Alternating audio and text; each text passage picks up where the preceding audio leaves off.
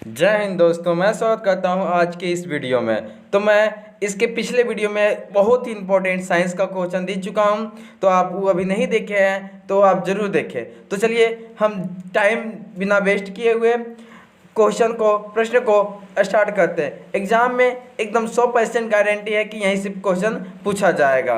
तो चलिए, विभव मापी और वोल्ट मीटर में अंतर। विभव मापी और वोल्ट मीटर में अंतर। तो विभव मापी संतुलन की स्थिति में स्रोतों से कोई धारा प्रवाहित नहीं होती है। संतुलन की स्थिति में स्रोत से क्या होती है, कोई धारा प्रवाहित नहीं होती है। लेकिन वोल्ट मीटर में इनमें स्रोत से सदैव धारा प्रवाहित होते रहती है। और दूसरा है, इसके द्वारा मापा गया विद्युत वाहक बल वास्तविक मान के बराबर होता है। इसके द्वारा मापा गया विद्युत वाहक वास्तविक मान के बराबर होता है। और वोल्ट मीटर में इसके द्वारा मापा गया विद्युत वाहक बल या विभवांतर वास्तविक मान के से कम होता है। वास्तविक मान से क्या होता है, कम होता है। इसके द्वारा मान के बराबर होता है। और तीसरा में है, यह शून्य विक्षेप विधि पर आधारित है। यह किस विधि पर आधारित है, शून्य विक्षेप, और यह विक्षेप विधि पर आधारित है। अगला है, प्रिज्म किसे कहते हैं। किसी कोण पर झुके दो समतल पृष्ठों के बीच घिरे किसी पारदर्शक माध्यम को प्रिज्म कहते हैं। किसी कोण पर झुके दो समतल पृष्ठों के बीच घिरे पारदर्शक माध्यम को क्या कहते हैं, प्रिज्म कहते हैं। प्रिज्म किसे कहते हैं, किसी कोण पर झुके दो समतल पृष्ठों के बीच घिरे किसी पारदर्शक माध्यम को प्रिज्म कहते हैं। प्रिज्म का जैसा कि चित्र दिखाया गया है। अगला पूछा जाता है कि प्रकाश के परावर्तन के दो नियम हैं। प्रकाश के परावर्तन के कितने नियम हैं, तो दो नियम हैं। नंबर 1, आपतित किरण, परावर्तित किरण तथा आपतन बिंदु पर खींचा गया अभिलंब तीनों एक ही समतल में होता है। मतलब आती किरण, परावर्तित होती हुई किरण और आपतन बिंदु पर एक अभिलंब खींचा जाता है, तीनों एक ही समतल में होता है। और दूसरा है कि आपतन कोण परावर्तन कोण के बराबर होता है। आई बराबर कोण आर, कोण आई बराबर कोण आर। अगला है, तारे टिमटिमाते हैं।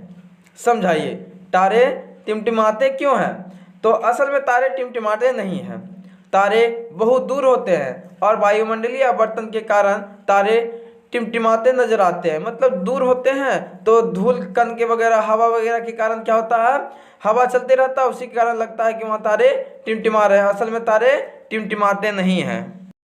अगला है, मैक्सवेल के दक्षिण हस्त नियम को लिखें। तो यदि धारावाहक तार को दाएं हाथ की मुट्ठी में इस प्रकार पकड़ा जाए कि अंगूठा धारा के दिशा की ओर संकेत करता हो तथा तो हाथ अंगुली की क्षेत्र की दिशा की ओर व्यक्त करता हो। यदि धारावाहिक तार को दाएं हाथ की मुट्ठी से इस प्रकार पकड़ा जाए कि अंगूठा धारा की दिशा और की ओर संकेत करता हो तथा हाथ की अंगुली जो है दिशा व्यक्त करता हो। अगला है, और स्टेट का प्रयोग को लिखें। जब किसी चालक तार से विद्युत धारा प्रवाहित की जाती है तो चालक के चारों ओर चुंबकीय क्षेत्र उत्पन्न होती है। इसका पता सन 1920 ईस्वी में अरेस्टेड वैज्ञानिक ने लगाया। और स्टेट का प्रयोग, जब किसी चालक तार से विद्युत धारा प्रवाहित की जाती है तो चालक तार को चुंबकीय क्षेत्र उत्पन्न होती है, तो इसे ही स्टेट का प्रयोग का नियम कहते हैं। अगला है, फ्लेमिंग के दक्षिण हस्त नियम को लिखें। तो यदि दाहिनी हाथ के अंगूठा तर्जनी और मध्यमा परस्पर समकोणिक इस प्रकार रखा जाए कि तर्जनी अंगुली जो है, तर्जनी चुंबकीय क्षेत्र की दिशा की ओर संकेत करे और अंगूठा गति की दिशा और मध्यमा प्रेरित धारा की दिशा को संकेत करेगी, इसे ही फ्लेमिंग का दक्षिण हस्त नियम कहते हैं।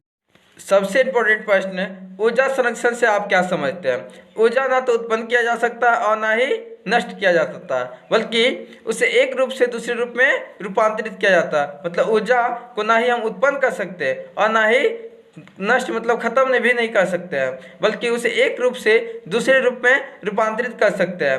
कार्य करने की क्षमता को ऊर्जा कहते हैं। ऊर्जा का ऐसा मात्रा जूल होता है। हमारे अमाशय में अम्ल की क्या भूमिका है। अगला प्रश्न है, हमारे अमाशय में अम्ल की क्या भूमिका है।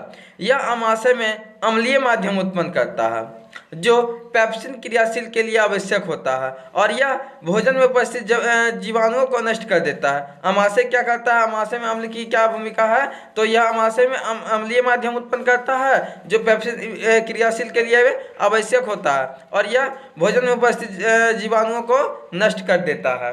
अगला सबसे मोस्ट इम्पोर्टेंट क्वेश्चन है, प्रकाश संश्लेषण क्या है, इसकी आवश्यक कच्ची सामग्री कहाँ से प्राप्त करते हैं।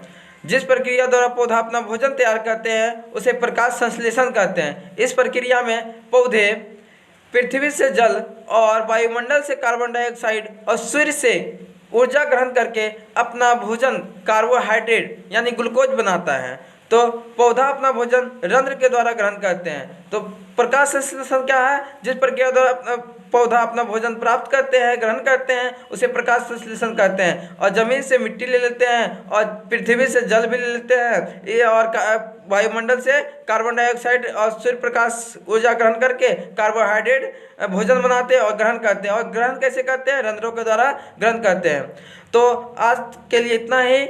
यदि वीडियो अच्छा लगा तो लाइक शेयर कमेंट जरूर करें, और इसका नया पार्ट, इसका अगला पार्ट नहीं देखे हैं तो इसका इस डिस्क्रिप्शन में लिंक दिया हुआ है, उसे जाकर देख लें।